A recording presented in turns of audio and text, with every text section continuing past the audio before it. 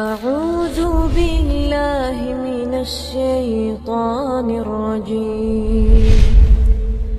بسم الله الرحمن الرحيم. لقد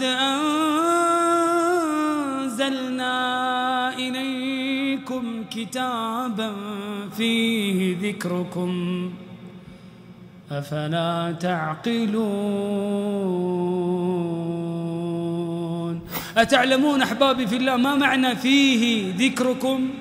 فيه شرفكم وفيه عزكم وفيه رفعتكم في الدنيا والآخرة. ثم ختم ربي فقال أفلا تعقلون، أفلا تعقلون. لقد أنزلنا إليكم كتابا فيه ذكركم أفلا تعقلون.